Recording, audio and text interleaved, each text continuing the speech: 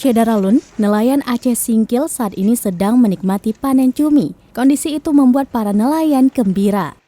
Maklum, harga cumi terbilang mahal di pasaran. Per kilogram dihargai sekitar Rp45.000.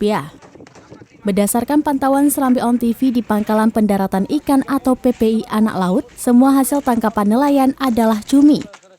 Cumi ditangkap menggunakan alat tangkap jaring yang dioperasikan kapal bagan. Hasil tangkapan cumi nelayan Aceh Singkil dijual ke Sumatera Utara. Ada juga yang dijual langsung ke pengepul lokal.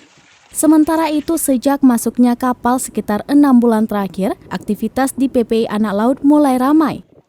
Sehingga bongkar muat ikan menjadi lapak pekerjaan baru bagi warga sekitar. Sejauh ini hanya ada 2 unit kapal yang rutin bongkar muat ikan, sebab satu kapal lainnya tidak bisa sandar karena alur pelayanan tergolong dangkal.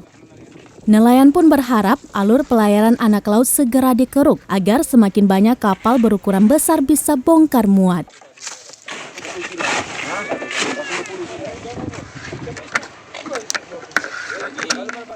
Dari Aceh Singkil, Dede Rosadi, Serambi On TV.